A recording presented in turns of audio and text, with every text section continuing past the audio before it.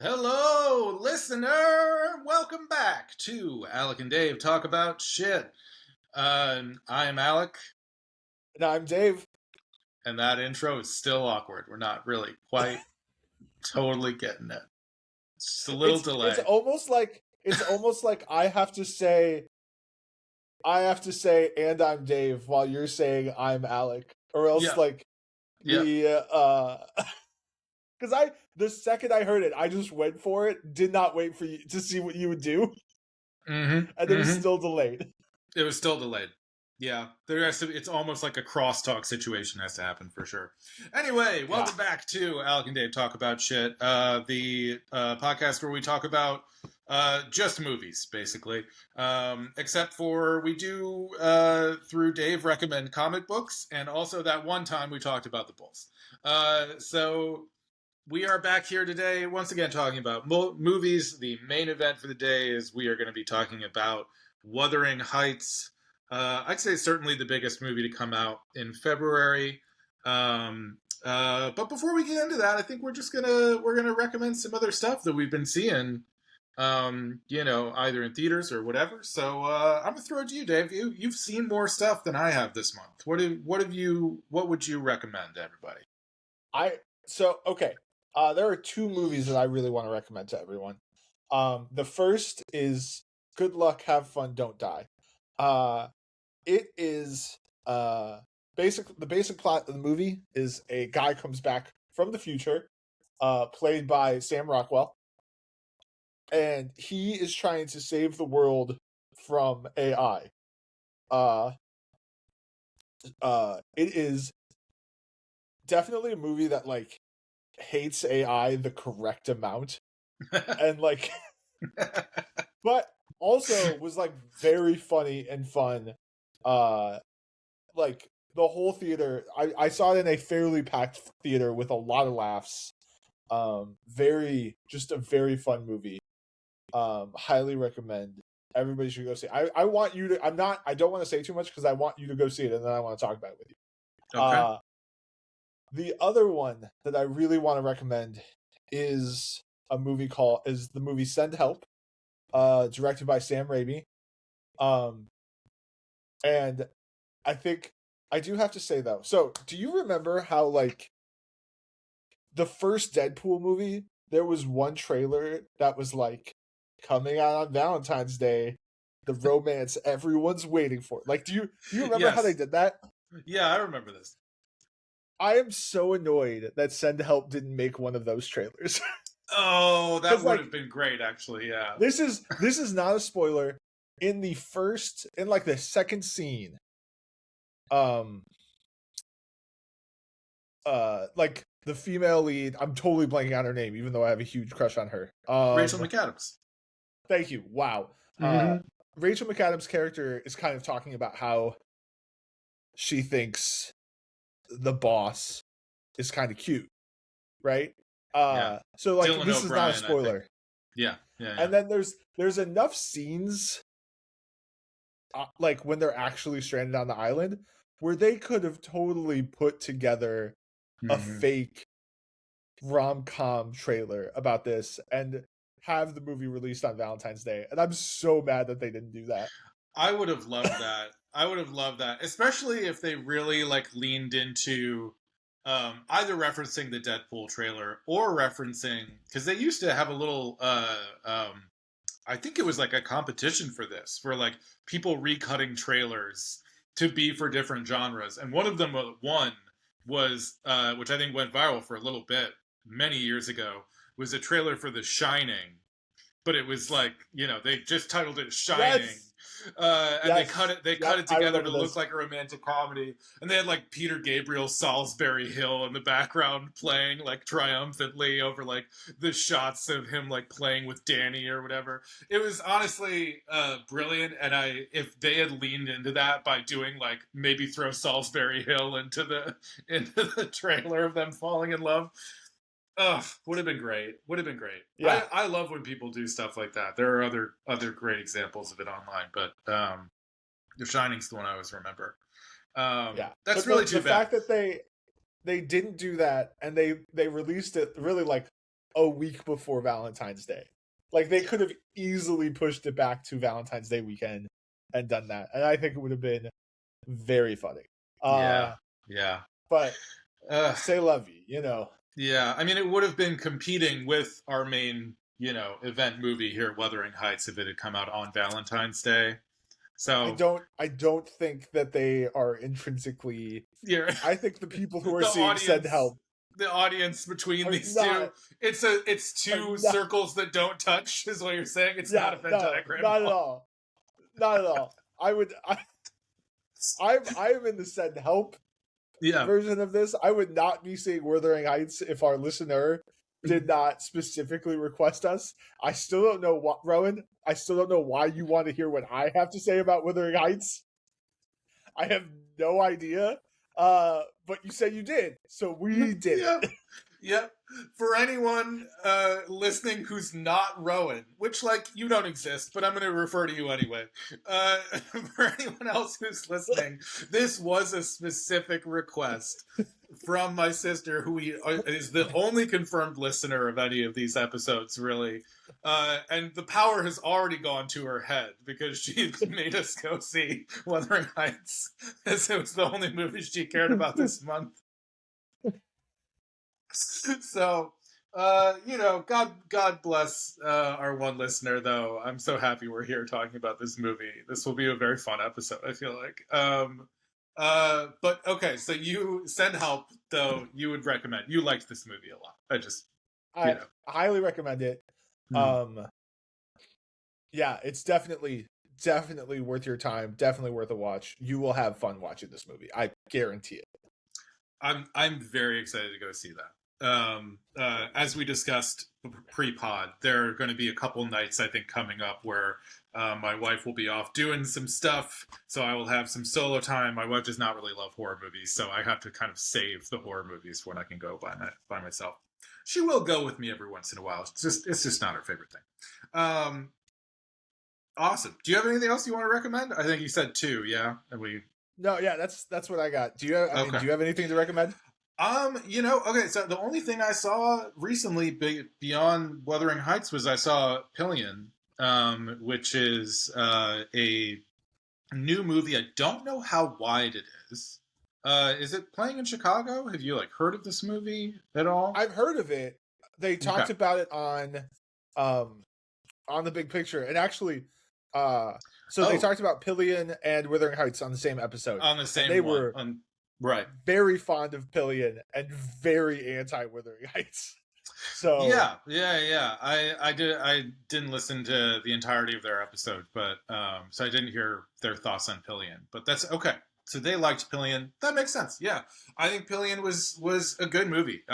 It is also I don't know exactly how wide it is, but just as a film that is essentially the plot is pretty much man gains confidence, gay man gains confidence through a sub-dom BDSM relationship, and has pretty explicit sex scenes and some full frontal nudity, mostly just butts, a lot of butts, a lot of butt. A lot of butt. I thought it was a very, very well done film, and I kind of just like that this is, at a time where, basically LGBTQ rights, a lot of them are under attack, and I feel like there's been kind of a backslide since gay marriage kind of got, became the law of the land. It's nice to see that this is still something that's playing pretty wide. And it doesn't feel like something that could have come out 20 years ago or even 15 years ago at all, just considering the content matter. And it being as wide as it is great. Even though, again, I'm not sure how wide it is. I'm literally just basing this off of the fact that it's playing in Austin, which is, in the middle of a big red state in Texas. I don't know. I think I would recommend it if that it all sounds of interest to you. I think I said in a text to you, I don't think you need to rush out to see it. I think it's a movie that is often sweet. and like pretty romantic, and is a good sort of coming of age through a relationship type movie. That certainly has like themes that are anyone could relate to.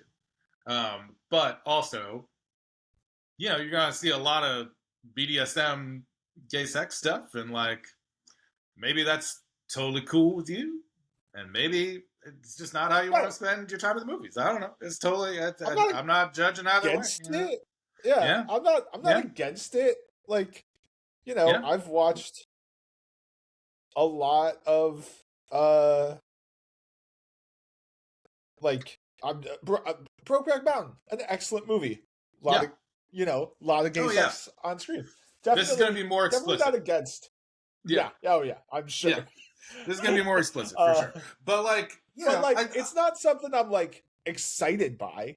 Right. I'm not going to a movie to see the man butts. Which, if you are, great. Hell yeah, go see Pillion. The movie with the man butts. Yeah, go see Pillion. There's some great man butts in Pillion, and yeah, like I overall, I think that it is a very well done movie. I wasn't personally like, oh man, I'm like so blown away by this, or like anything. I just think like I really don't have anything bad to say about it. I just think it's a well done thing for what it is, and yeah, if it sounds like it's up your alley in any way, you should go see it and go support it because I'm glad it exists. And I'm very very happy that it's doing business and getting wide release. So, but not nearly as wide of a release as our main event movie here, Wuthering Heights, which I think has got to be the biggest release of February. I think it did. It is in fact the number one movie in February. Yes, the number one movie in February. I think it got knocked out of the box office lead last weekend by Goat, the Sony Pictures Animation basketball movie, which totally makes sense. It's an R-rated movie, and anything Sony Pictures Animation is one, killing it, and two, it's an animated family movie. Those tend to do very very well box office wise. But also So Goat made 17 million last weekend, or this weekend. Sorry, because we are recording on a Sunday. So the weekend that we are finishing, right. Goat is expected to make 17 million. Wuthering Heights is expected to make 14.2, and it's been in theaters for 3 weeks now.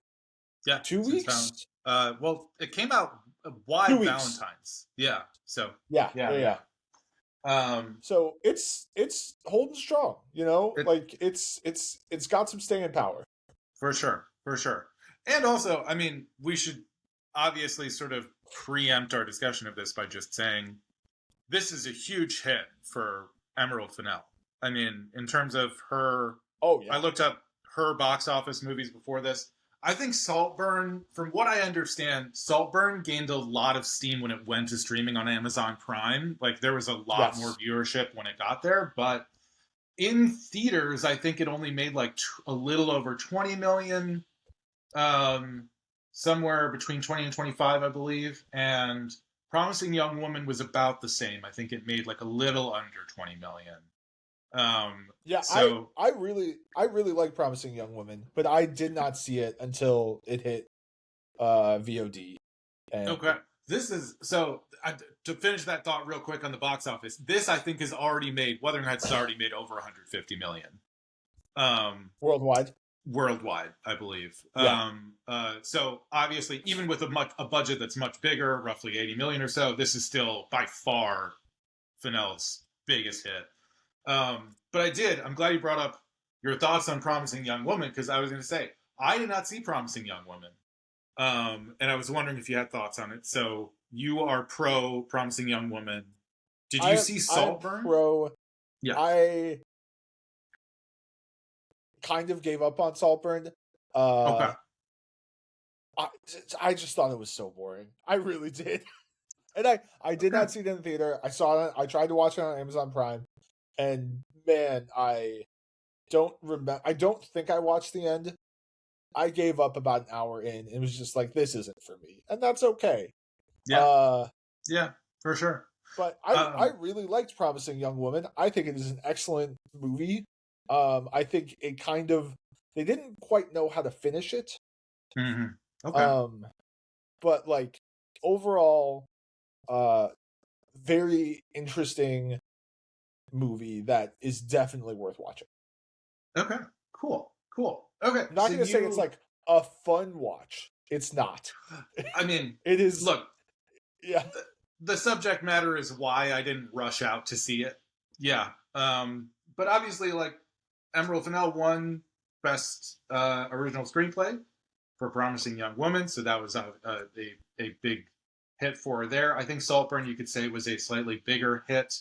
I actually saw Saltburn not very long ago for the first time. I think like a month or two ago.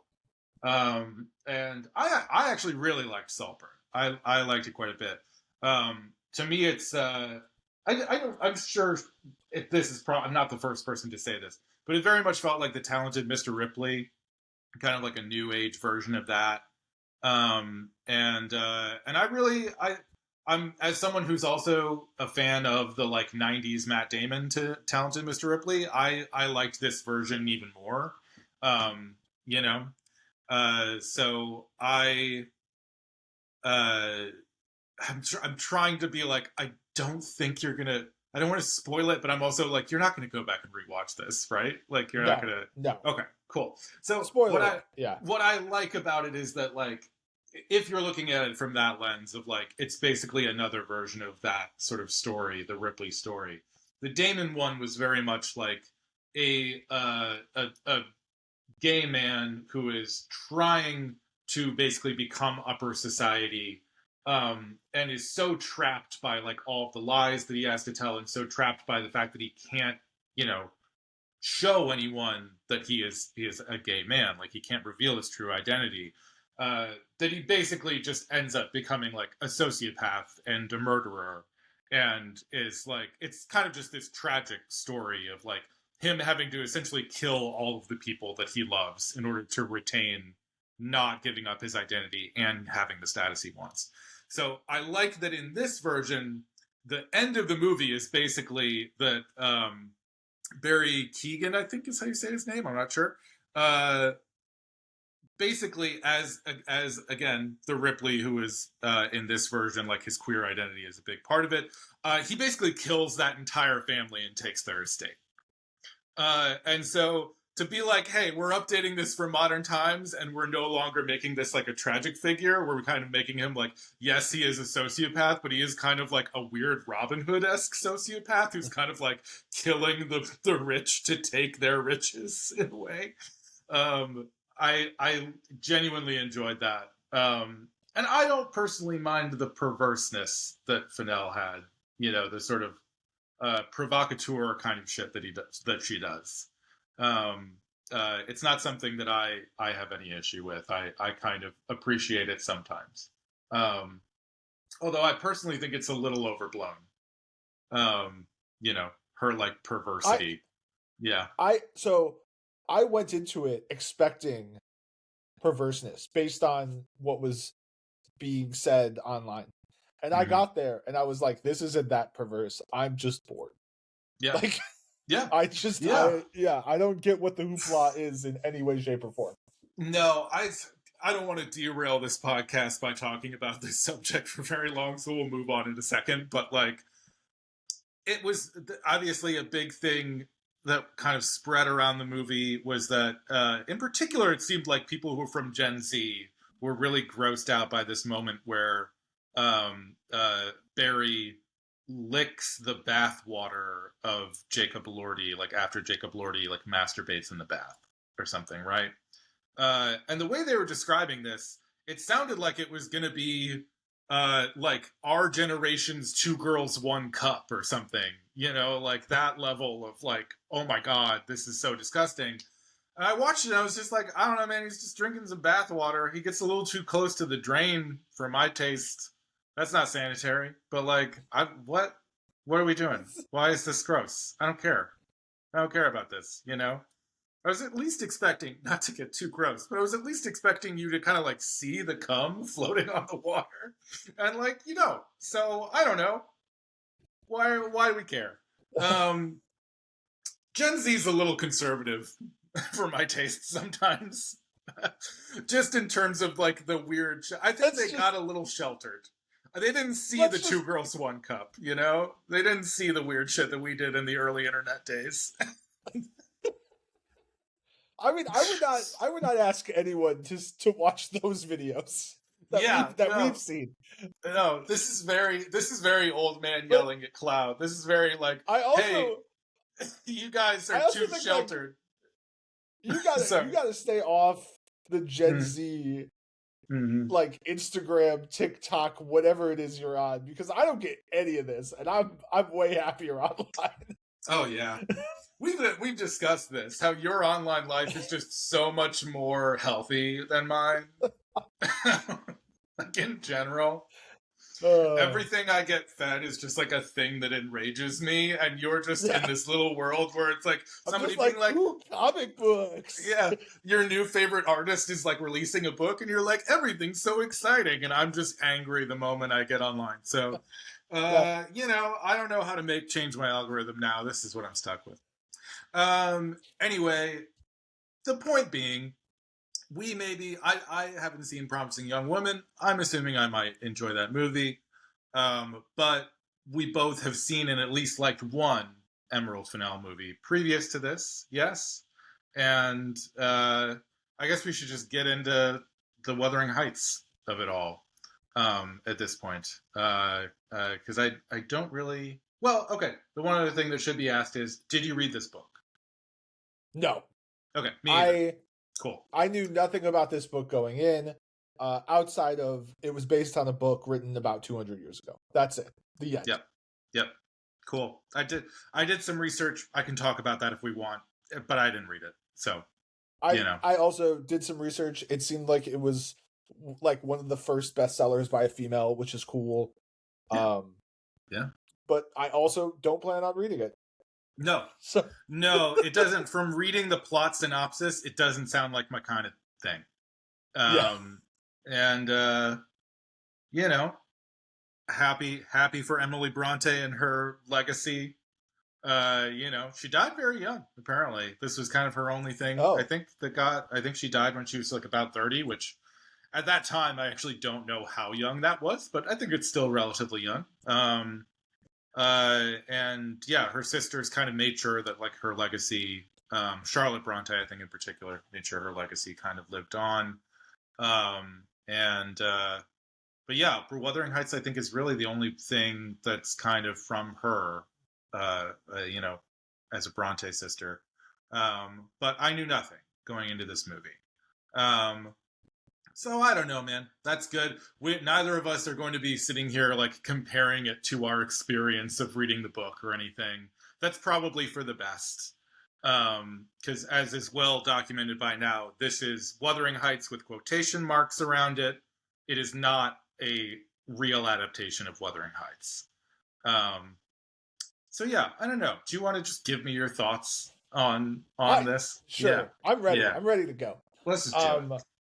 I went in with a full heart, right? I was really trying to sit down and like, I knew this movie's not for me, but I wanted to make the most of my day and have a good time at the movies. And for the first half of the movie, I did. Oh, good. I was having a really good time at the movies. This first is great. off, I think I love when you have a good time. I love Dave having a good time with the movie. So Owen Cooper, who played young Heathcliff, and Charlotte Mellington, who played young Catherine, I thought were both very good. Surprisingly good child actors.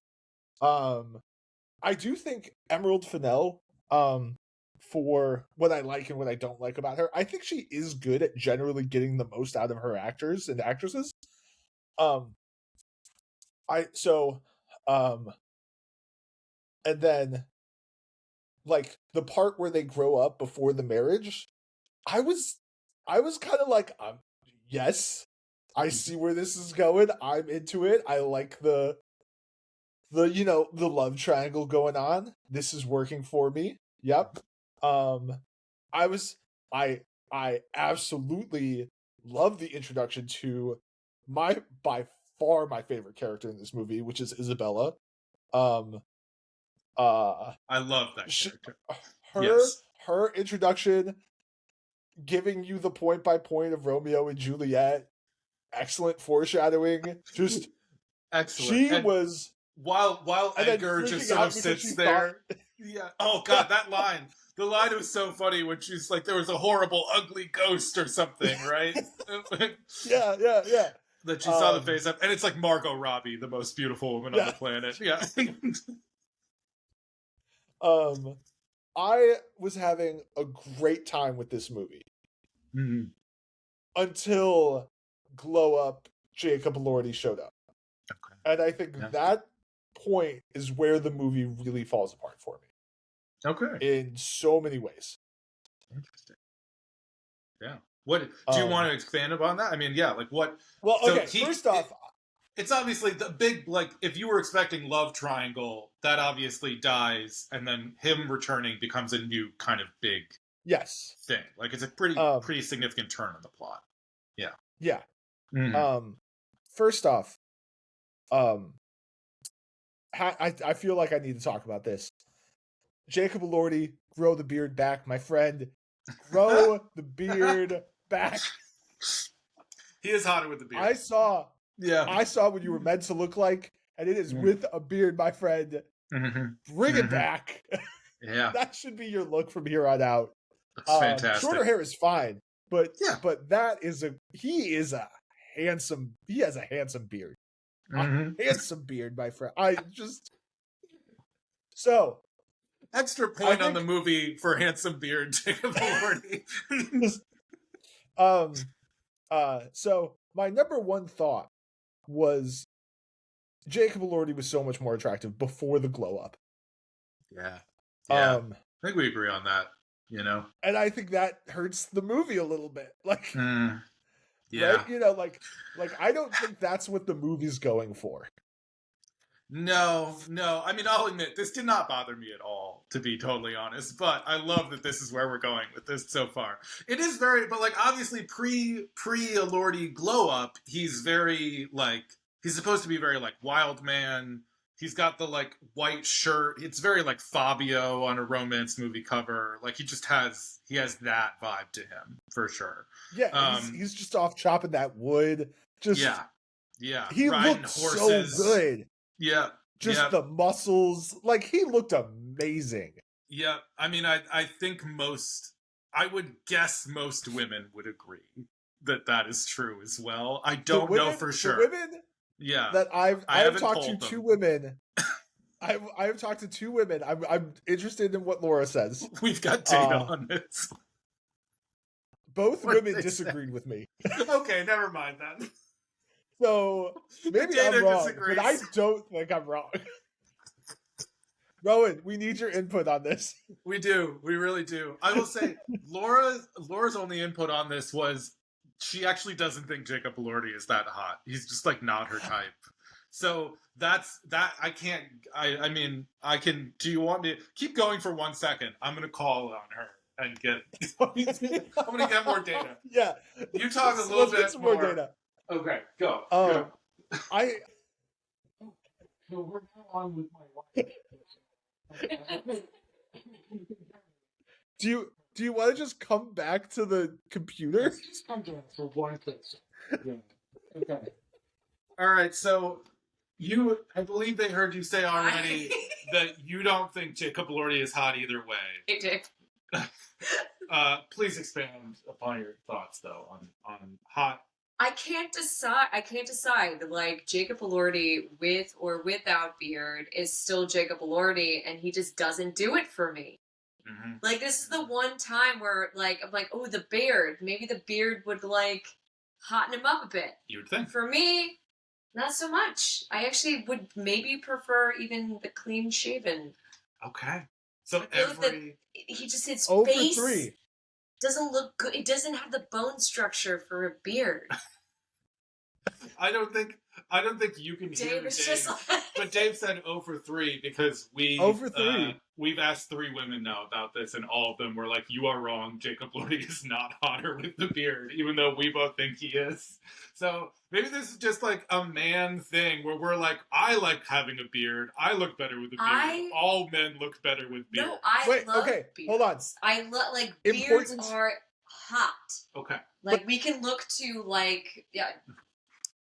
I can't hear what is Hold on 1 second. Hold on. In the Lord of the Rings is hottest. Your penis.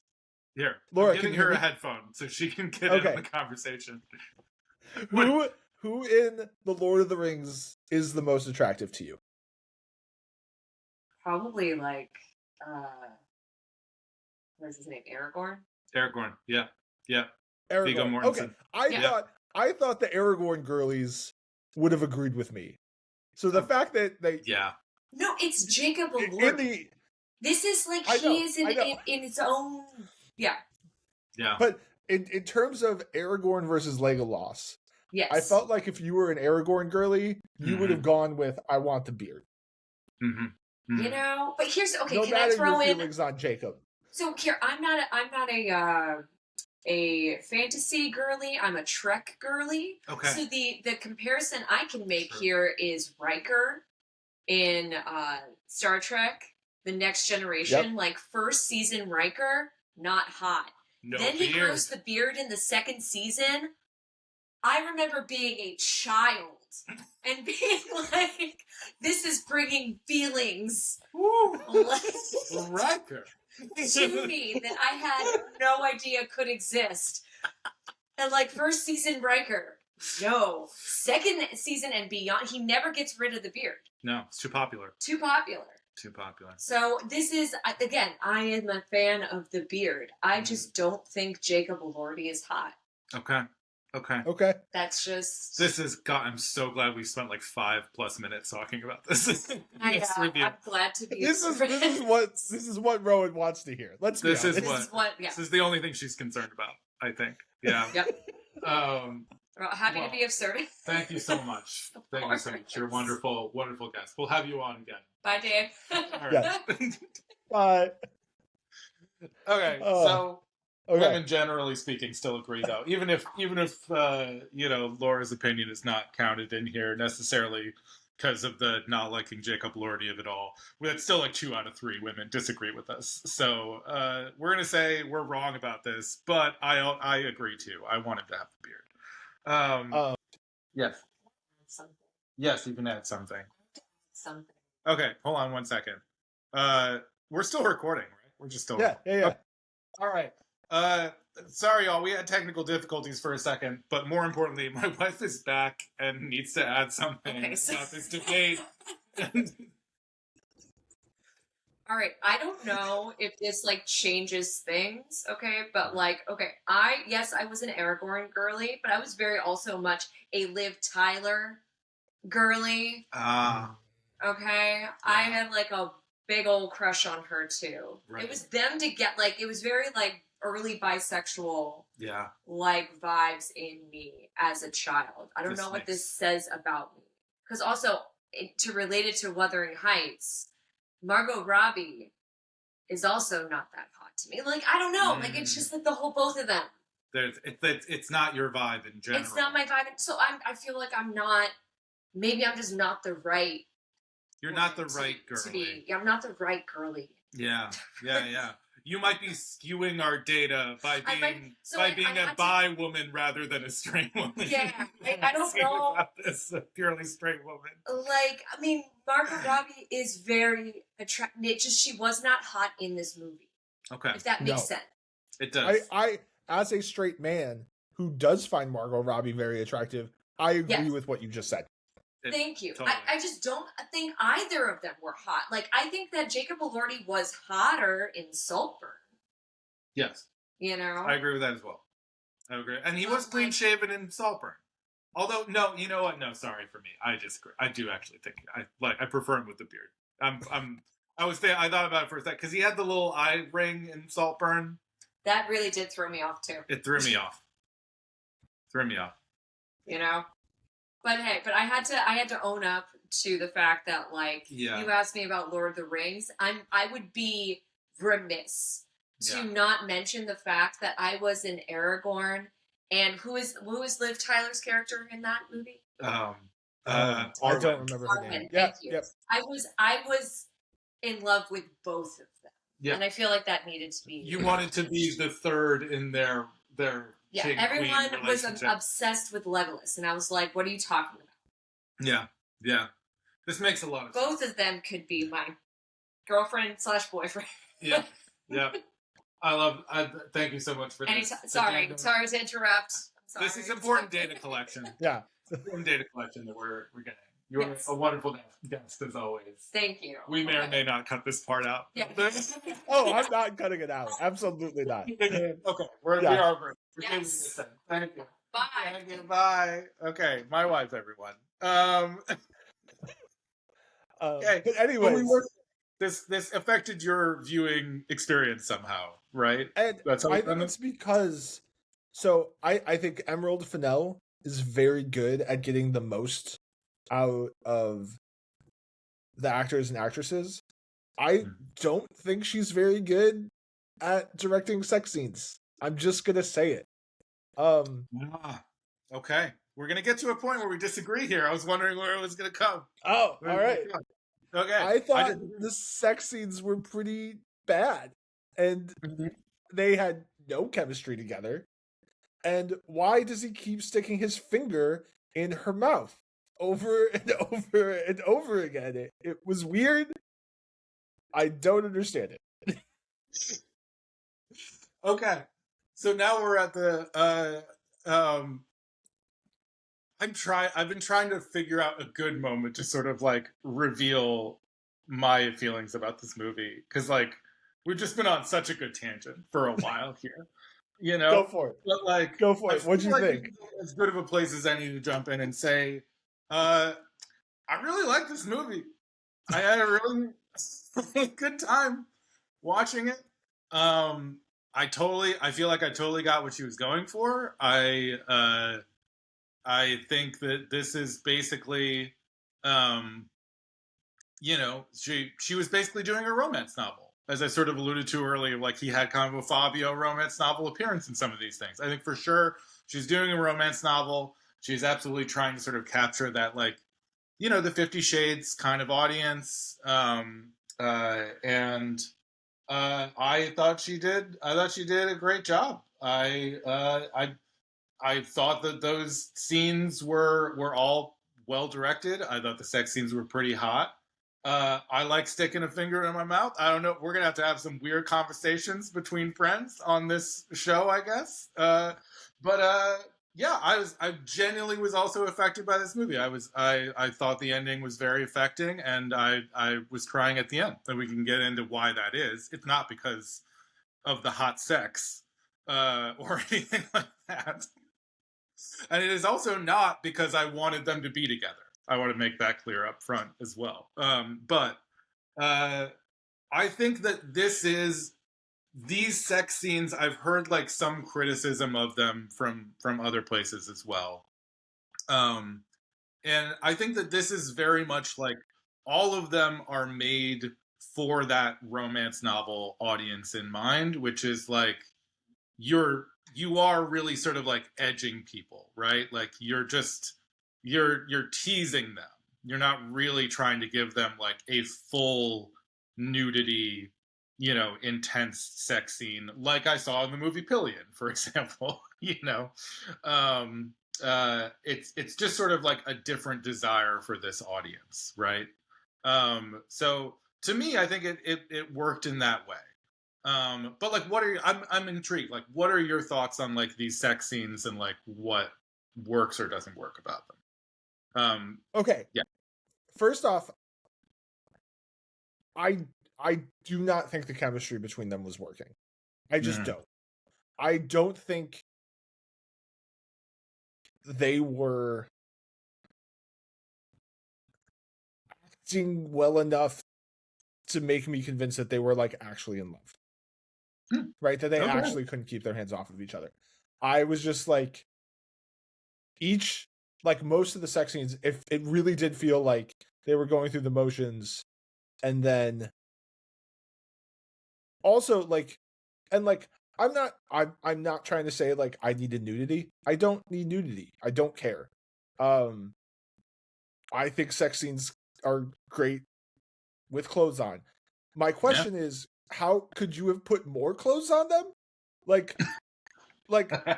every single sex scene, they are both like have jackets on most of the time. And I'm just like, what? Yeah. Why are you? I don't get it. Right? Yeah. Like I felt But- like Emerald but I Fennell think- saw the that's sex right. scenes and was like, here's what we need. We need Mhm. more layers. We need we need jackets. We need like Yeah. Yeah.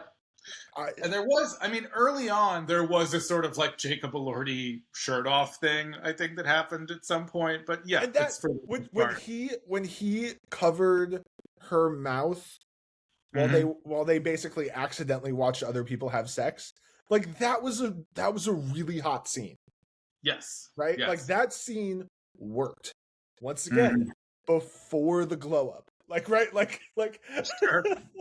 I honestly Wild man. post glow up, the only scenes that worked were because of Allison Oliver, who played Isabella. Yeah. Like from then on, that was the only character I was even remotely interested in. Yeah. Yeah. So I just want to say, I think the sex scenes, I think I can sort of give you a general idea of why they work for me, or maybe just general for this general audience, right? Like,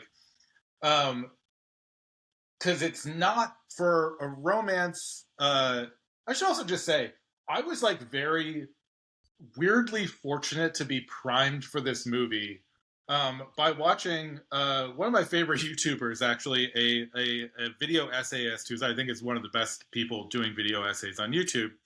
This YouTuber ContraPoints. She did a like almost 3-hour video on Twilight and on like romance as a genre. That is like genuinely great, and is like if you are interested at all in like how we discuss romance and like interact with sort of romance novels and the romance genre in movies, etc. It's really, really well done, and I think gets into a lot of like the philosophy and stuff behind it. So, one of her main points was that the main plot in all romance movies, it has to be desire deferred in some way, right? So like that sort of just plays into the idea of these sex scenes as like not full-on sex scenes, or like not like having those clothes on them as like, yes, we do need to show you that they're having this affair, but we're still sort of like deferring the desire a little bit of like you desiring to see them this way. You're not going to quite get that.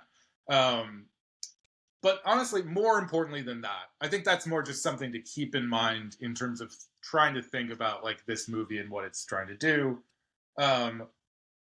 I think when it comes to the sex in a romance novel or in a romance movie, it is not about like what like the hotness that's in a lot of other different types of like movies or media at all when they show sex. The sex, why these scenes are hot, is like about the setting and the context, right? So it's like it's they could always just go back to Wuthering Heights and have sex in the safety, but like it's hot because like they can't resist each other for even a second. So like they meet on the moors and they have to have sex right there, but they have to keep their clothes on because they might get caught, you know?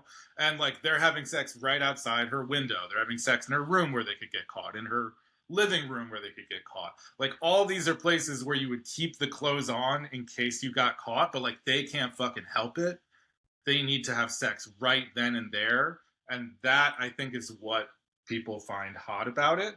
And also I think in general, trying to sort of like get into a woman's mind who's like seeing this as a fantasy, as like I'm Margot Robbie, it definitely is a thing that would feel sexy to be like, I am in an incredible dress, looking so good.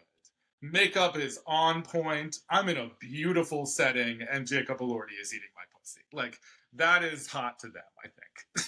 But then Right? he also has a jacket on and like a hat on, and you It can't doesn't matter, actually bro. like It doesn't matter. It's about the idea of it. It's about the like idea of someone wanting you that much that they can't help it. That they're not even taking time to get everything off. They need you right now. And they're not even gonna take their beautiful jacket off, or whatever. And it's just look like if it's not what you find sexy, it's not what you find sexy, and it's gonna be hard to explain to you that it is for some people sexy.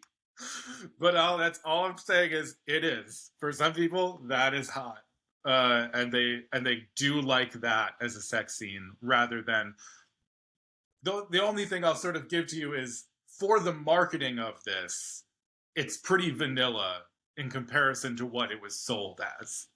Oh, 100%. Yes. So I do sort of I agree with the critique from that aspect of it, but I also, as someone who just saw it as like she's absolutely just doing a romance novel here. I think they're well done romance novel sex scenes. Because then you mentioned this, and this is my second. Well, this is my second big qualm with the movie. Yeah. What is up with the layout of this house?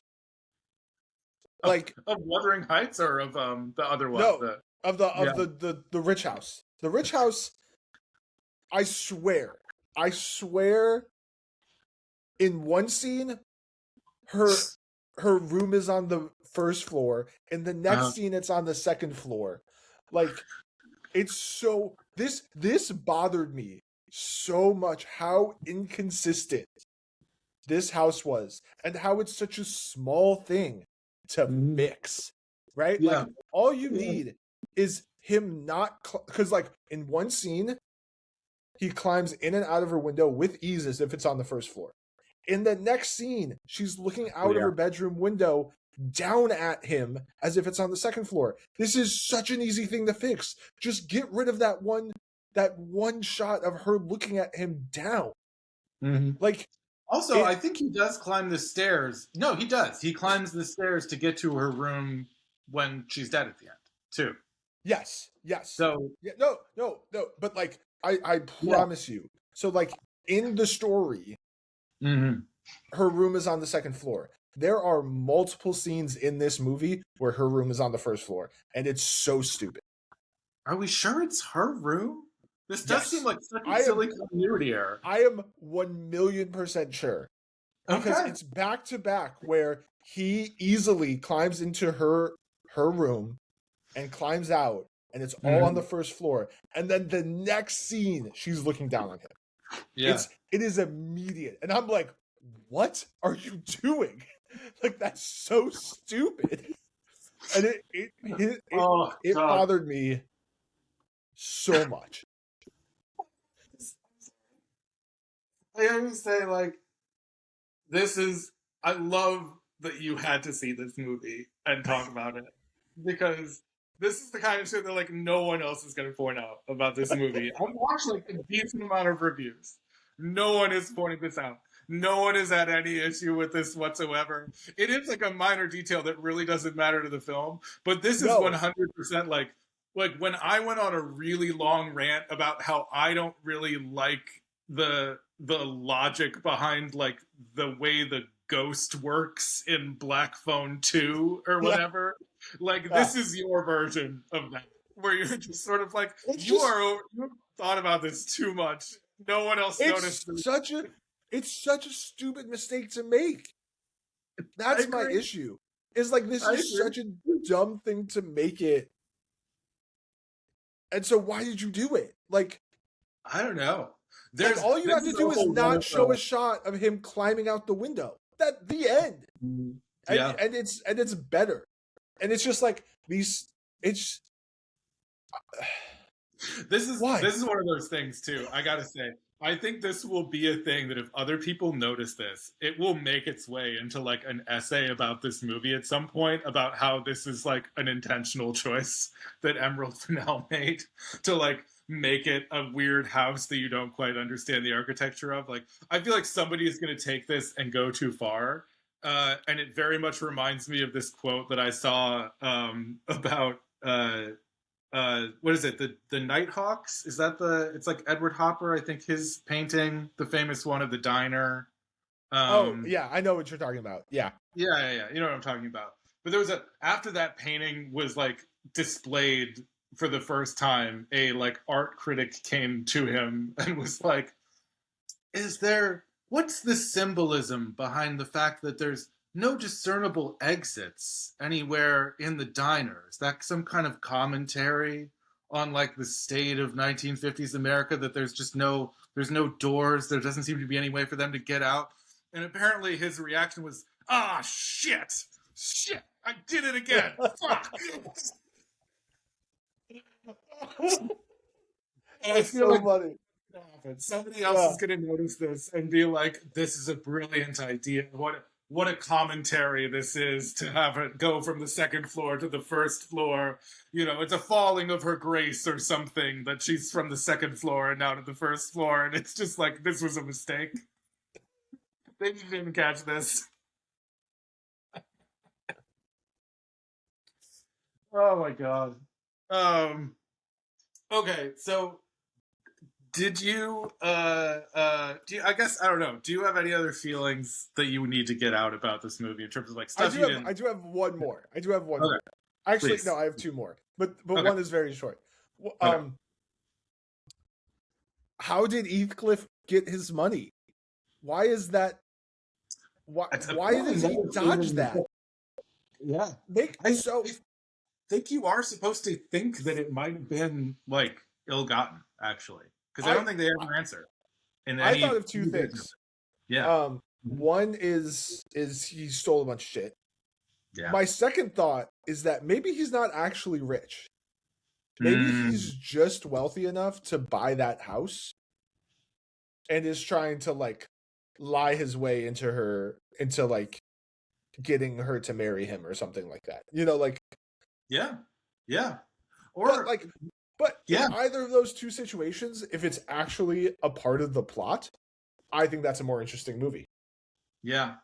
I do like that there were some things that, like, it's not a subtle movie, but I like that there were some things that were communicated largely through, like, set decoration stuff. And one of the things that why I'm thinking about this is that a shot that I really like a lot is that, like, basically the movie, very kind of in a heavy-handed way, actually, implies that that Heathcliff basically killed their father, right? Yes. By continuously like encouraging him to drink himself to death, right? By basically just not caring, just being like, here, don't talk to me. Yeah. Yeah, by not caring and by being like, you need to just keep drinking basically till you die. And when you see her, like, the father's body on the ground, they've put all of these like empty wine bottles kind of in the corners of the room in this shot, just so that you are very aware that, like, he did not get killed by any other means. Like, he died because of alcohol and alcohol poisoning. But I think what you're saying is interesting, because it does sort of bring up the point. He was sort of there to take over the house. Like, did he basically just convince their father that, like, he would give him alcohol and he should just sign over the house to him? And, like, yeah, there's interesting, like, I guess you could have your own kind of headcanon about this or make your own ideas. Again, it's not something that I think is, like, I don't personally think it's necessary to know that information, but I do think it would have been a cool, like, bit to have in there, you know? Or even if he's like, if he keeps it from her, but he tells the audience, I think it makes for a better, more rounded character. Yeah. And maybe that's not the point. Maybe the point is he's supposed to be the mysterious bad boy, and that's it, and the end. But that doesn't work for me. It might work for other people. It didn't work for me. Yeah. I mean, I think these are supposed to be, like, pretty complex characters. And I think in particular, I think I've heard sort of other people talk about, which I'm very confused about, and I'm wondering how you feel about it, is I've heard other people sort of say like they think that Emerald Fennell wants them to like Kathy and Heathcliff, and that's not how I read the movie at all. I I am thought they very were supposed to be very confused. uncomfortable. So yes, I sorry. am very confused on what the movie wanted you to root for. Mhm. I was rooting for one thing and one thing only, and it is for Isabella to be happy. I couldn't give a fuck about any of the other characters. We should talk. We got to talk about Isabella because I love how much you love Isabella. I agree. I She's the love best Isabella. Yeah. I now have season tickets to Alice and Oliver. I need to.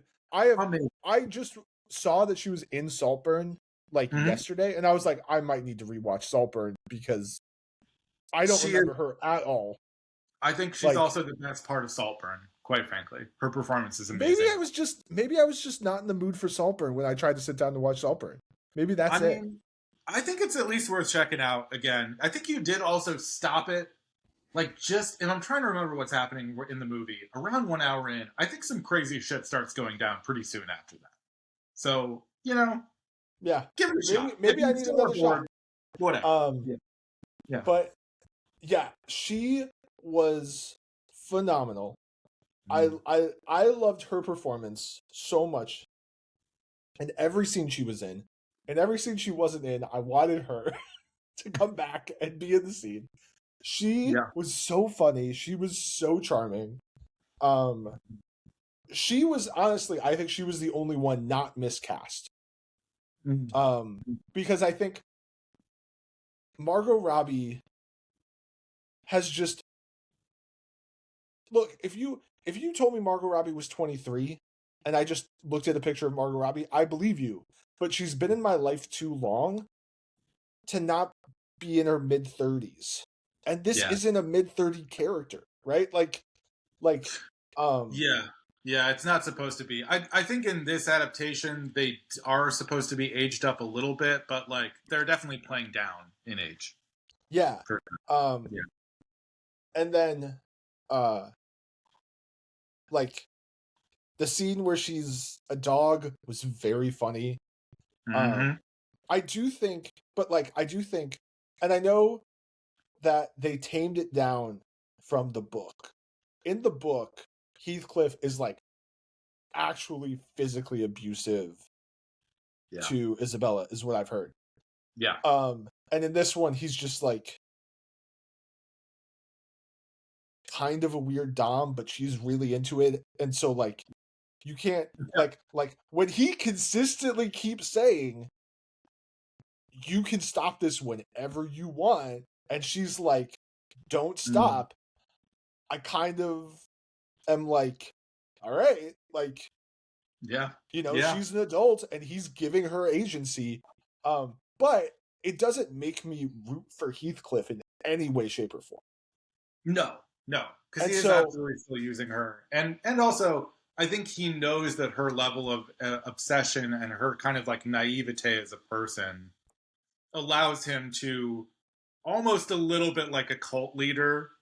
It definitely felt like that. Yes, like take advantage. So like it is like she's consenting technically, but it's almost in a way that you still feel dirty.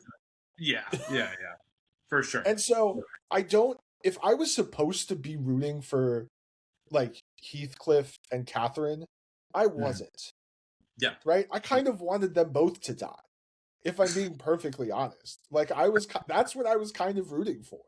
And maybe you could say like I got my wish because she's dead and he's now like basically like lovesick dead. Yeah. Cool, but like I walked out not impacted at all by the ending, and like there were multiple people sobbing in my movie theater. So it's just it really does feel like one of those things where like I really tried to go in and think about this critically, but it's just not for me. Yeah.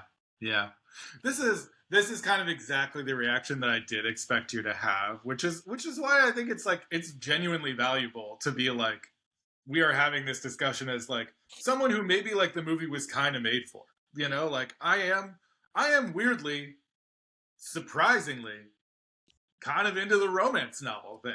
Like, I can get into it, man. I kind of like this sort of general, even down to something like when you have like sitcoms and like you have the like will they won't they relationship. I'm like, even if I don't really care about the sitcom that much anymore, I'll just keep watching to see if they will finally. Like, it's because that's the best example almost of a desire deferred thing, where it's just like Ross and Rachel, they just won't goddamn get together until the last episode, will they? And I'm like, I'm fine, I'm gonna watch it. I don't like the show that much. Andy and April, like, that was my favorite part of that show. And then they finally get together, and I'm like, I'm not as interested anymore, but it's very funny. I'll continue to watch this. Anyway, I'm a little off track. The point is, it's great to say, like, we have your perspective as someone who's just like, I like movies, and I like Emerald Fennell enough to go see this. And then also a perspective of like, I'm a little bit more who this was made for, right? Because I do kind of think like this is getting a lot of negative criticism online, and a lot of it is like people who are like know the book and are like, this is not the book, and you're like, yeah, it really isn't. Like, I kind of get why you would be, I think Emerald Fennell did what she could to sort of try to prep you that it wasn't going to be the book, but like, this is a big departure. So I get, if this is a thing that really means something to you, why you would be upset, that this is so far away from it. And then there's other people who are just like, I'm here because this person won like best original screenplay like 2 movies ago, and is like definitely one of the more up and coming like interesting filmmakers, and I don't really get what this was, like, this just isn't this. She made a thing that's just like seems very IP-ish, and I don't think it's actually out of her wheelhouse at all, to be totally frank, but like, it's a bit of a departure, right, from what she did before. And it's definitely a shot at more of a mainstream audience. So, but yeah, what was I think in terms of what we're rooting for, though, I don't think this movie has a like you are rooting for. I don't think it's supposed to, because I do really think that like you're supposed to not hate actually. I think that you are supposed to understand that these 2 characters are selfish and flawed and bad people. And you're also at the same time understand through their sort of like shared trauma of growing up with this like abusive alcoholic father, that like the only thing they ever had that seemed safe to them was each other, right? Yes, and I think that part was really good at the beginning. Yeah. I think I agree. I think those 2, which I think this is the first performance for that young Kathy. And then that actor just won a bunch of awards. He won a Golden Globe for Adolescence. He's like, that kid is going to be a good actor for sure. Young Heathcliff. And I still think that was the most effective part of the movie too.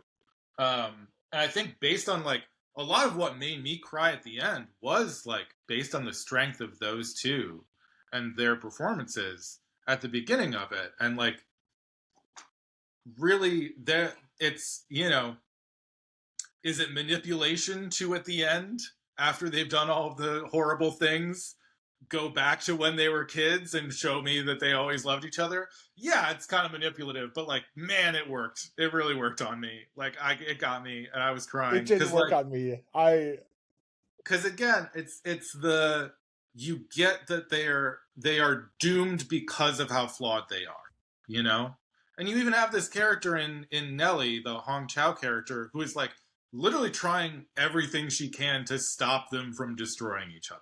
She's like trying to keep them apart, burning their letters, like just trying to be like, stop it. You have to stop it. Just have this baby. Like, you are having a baby. You have a husband. Like, you have to get back to your normal life. And they can't. And they both end up basically in a form of either real death or kind of like emotional character death in Heathcliff's, point, um, because they're so flawed.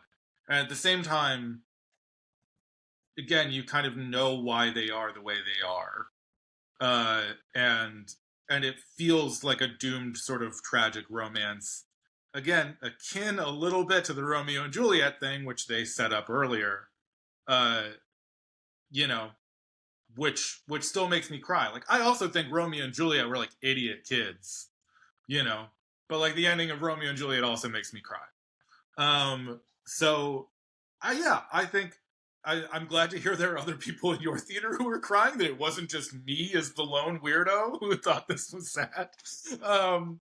But I think she is doing a good job at sort of melding those two ideas together, and generally getting at a, again, like this is a romance novel. It doesn't necessarily have to have a lot of themes to it, but she did do well to put in this general theme, which is set up by that first scene, of like kind of equating sex and death. Like sex equals death in some way or another, right? Because if you're, as I'm assuming people who are listening to this, Rowan, you might not have seen this movie already. The first scene is basically you're hearing this like almost panting over a black screen, and you assume it might be a man about to orgasm, but it's actually a man getting hanged. And then he like, it cuts out to show that like he has an erection, which I guess happens like in an asphyxiation way or something when you don't, like your neck doesn't break. And the kids are sort of pointing, including Kathy, like pointing and laughing at it. So we're immediately equating like sex and death with this, right? So to kind of go through this and go, yes, by the end, Kathy literally dies because of having sex, because of this affair. Cliff dies because of his like sin, which is also basically having the affair. And also there's, I think interestingly, like Isabella, her character is also really good at illustrating this theme of just like, she is this young, kind of brilliant, but like naive, sort of strange girl who basically gets trapped into this crazy BDSM thing and like loses her entire sense of self and her family and everything else. So, like, I'm not sitting here, I gotta make it clear at this point, I'm not sitting here being like, this is an incredible movie or something. I'm just like, I liked this, and I was a little surprised at like a lot of the backlash in it, because I thought, it was a well done film for what it was. It's probably not going to end up in like my top 10 this year or anything, but if it does, I have questions, man. But yeah, I don't know. Does any of that sort of like make sense to you as a general read on the movie? I know it like didn't work for you that way, but oh yeah, I mean, and like you have to walk away from a movie, like in my position, you have to walk away from a movie like this being like, this wasn't for me, but I'm coming to a podcast to have a critical conversation and to like really think about it, like what works, what didn't work, because sure. like as you've said before, like there are very few movies that like nothing works. And like I think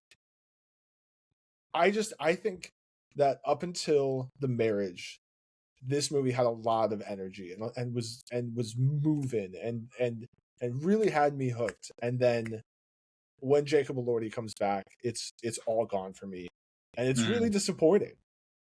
When you're having a good time with a movie, you don't want that energy to stop. Yeah, for sure.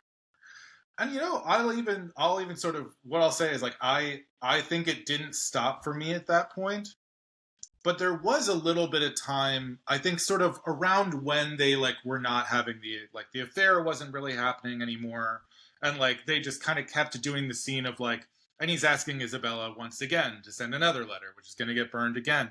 There was a little bit of time where I was sort of like, where are we going right now? Like, what is kind of happening? So I think there is a little bit of muddle that kind of happens at a certain point. But to me, like at that point, I was it once it turned a little bit away from that muddle and became more about Hong Chow and her character, which I also really loved. Then it sort of got me back on board about like what this is doing. Because I do actually think like if we're pointing to anyone that Emerald Fennell really does actually want you to like, and I've also heard other people say that they thought Hong Chau's Nellie was supposed to be unlikable because she's keeping them apart. That is a crazy reading of this to me. This is Oh, this is a character who's very likable to me. I disagree. I think Hong Chau is another just selfish person. Or I should Yeah, not her as I not her as an actress. I read that whole thing as she is now comfortable with a rich life, and she's afraid that Catherine's going to fuck it all up. That's how I read that. That she was actually making selfish decisions for her to stay in that house. That she wasn't meant to be a likable character. Yeah. I actually think that's a really good reading of it. I totally agree with that. Actually, but I think it's more. I think it is, again. It's like she is a complex character in the fact that like she was Kathy's companion from a young age. She has sort of been there throughout both of their lives, and I think she does have some sympathy for them, even though she thinks correctly that they're both insane and that Kathy is a brat and that Heathcliff is a brute. And I think she absolutely does like just want her life to be okay, but like it's coming out of this place that is sort of like I think one of the meanest things that anyone frankly does to anyone else in this movie is when Kathy says to Hong Chau, "You don't understand. No one has ever loved you." Like when she says that to her, I'm like, that's for someone who's an indentured servant, like basically a slave who can't really have a relationship with anybody. It's like one of the meanest things you could say to somebody. And I think in the end, when they have kind of a lost in translation moment where it's clear that like Kathy is saying something to her, and Hong Chau's there's like a single tear, amazing performance in that moment from her. I think that is Kathy basically saying like, I did actually like I do love you, and like I kind of understand. Again, it's not explicitly said, but that's sort of what I got from the scene. But this is just to say, I think Hong Chau is her character Nellie is both protecting them out of selfishness and because she does genuinely have some affection. Like these are the only people who've ever actually been close to her, so she does have something akin to love for them. But it's also she also kind of hates them because they've been horrible to her, at the same time. Which is why I just like I think that character's awesome. Because you understand both aspects of that. And largely through just like it being a really good performance from her. A lot of that's not quite on the page. So I do, I think there's I'm trying to think if there's anything else that really needs to be said about this film overall.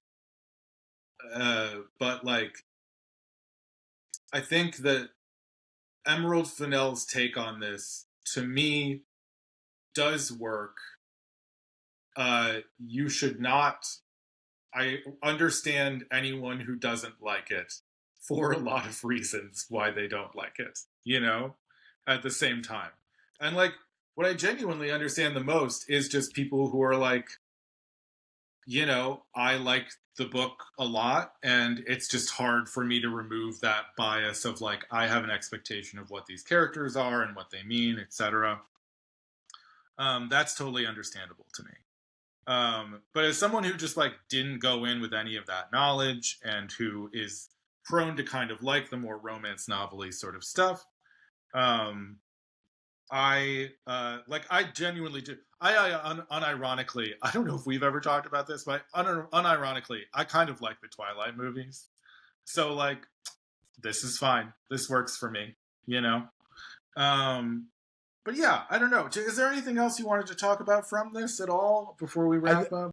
I think I'm done. I've hit my marks, Yeah, for sure. Okay, actually, you know what? I'm sorry. There is one other thing that I think we should at least like mention a little bit. It's just that there was some controversy over like the Jacob Elordi casting because this character is like pretty recognized at this point as being like maybe a non-white character, right? And so I think there was some backlash over like, you know, Jacob Elordi being a non-white actor in this role. Um, and you know, look, like if that's, I get it as well. Like there's just been a lot of whitewashing in Hollywood, and like people don't like that. Though I did want to just sort of say like if you are saying that and saying like this should be a black character and you have not watched this movie, maybe watch it first. Because I don't necessarily think that at this moment in time, this is the kind of like black representation that we want. Or like, you know, I think it's like, I think specifically in the book, he's referred to as like a gypsy or maybe a Lascar, which is like a South Indian sailor. Which is why I think I saw somebody say like, oh, this should have been like Dev Patel. And actually, yeah, it probably should have. Dev Patel fucking killed this. Like, he would have killed this role. But it shouldn't have been Dev Patel because he's South Indian. Like, it should have been Dev Patel because Dev Patel's a better actor than Jacob Elordi and would have may have been amazing in this. I do, but yeah, like, this is a horrible person. Yeah. My understanding, I heard this briefly talked about on The Big Picture.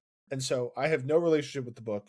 But like, I do think they did a good job of othering him in the beginning. Like, he didn't speak English. He never learns to read or write. You know, like he's, I do think they do a good, like, they kind of like lay the groundwork, and like, he's poor, right? Like, he's dirt poor. And I really felt like what this version of Wuthering Heights wanted to say wasn't something about race. It was something about class. And all of that made sense to me personally, who has no relationship with the source material. Yeah. I also just think it's important to note, as like I don't have relationship with source material. I did sort of like read through the plot of the book. So I did a little bit of a Sparks Note version of this. I think the way, from what I can tell, the way that race really interacts with the story is through this sort of multi-generational aspect of it, where like Heathcliff is initially bullied by like Edgar Linton and a brother character who's not even in this movie. But they basically bully him, and then to like part of him coming back and like trying to get with Kathy and marry Isabella is him getting revenge on Edgar for basically being a racist piece of shit, right? So like, and his Heathcliff as someone who's like so angry and awful to people because of like the horrible abuse and racism that he faced isn't really a person that ever gets redeemed. You know, like he just continues to be horrible and kind of becomes the villain of the book. It's really like his children, like his I think it's his son and Kathy's daughter eventually get together, and it's sort of like a story of them like breaking the previous chains of like the shittiness and the trauma, and like kind of finally them getting together is like the real redemption and sort of romance and the sort of anti-revenge portion of the book. So if you're just saying we're going to end this when Kathy dies, that part of the book just doesn't make sense to really focus in on. And all you're doing instead is just portraying Heathcliff as a person of color who is absolutely terrible and doesn't really get redeemed. And like, that's why I'm saying like, I don't know that this is the representation you want, actually. And also Emerald Fennell should not write that character. I was about to say, Emerald Fennell, I don't think is interested in talking about race. I think she's interested in talking about sexism and class. And in my, like, that makes sense to me. And she should be able to make those movies. Yeah. That's it.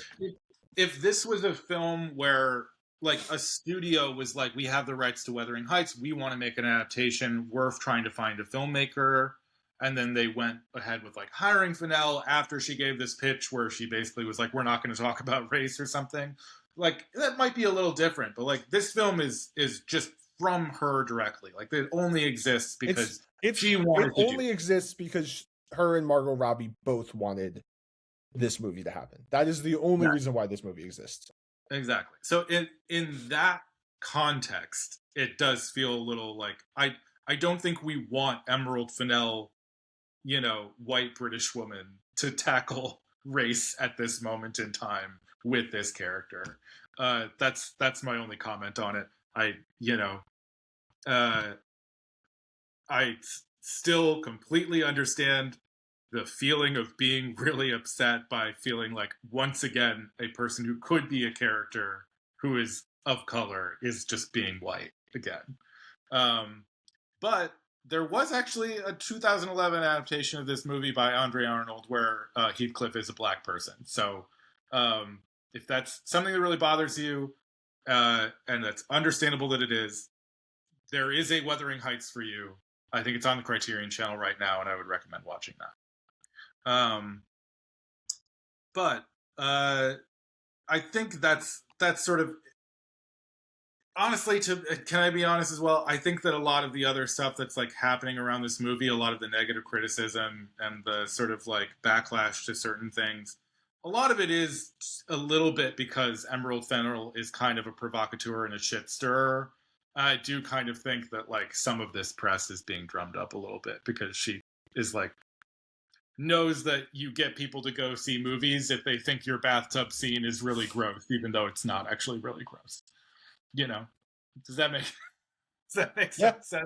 Like, I'm not saying she planted any of this or something. I just think that like the marketing and some of what she was doing to promote it were like intentionally done to kind of piss people off. So, I don't know if it's pissed people off. I think it's like I think the marketing of this movie did focus on sex. Yeah. And I think it got more people to go watch this movie.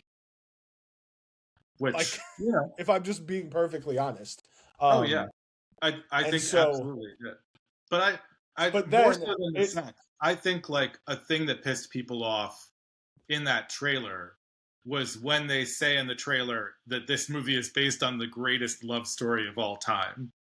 Which that is like, again, if you're someone who knows Wuthering Heights, you would be like, that's not even really a love story. It's like supposed to be about revenge.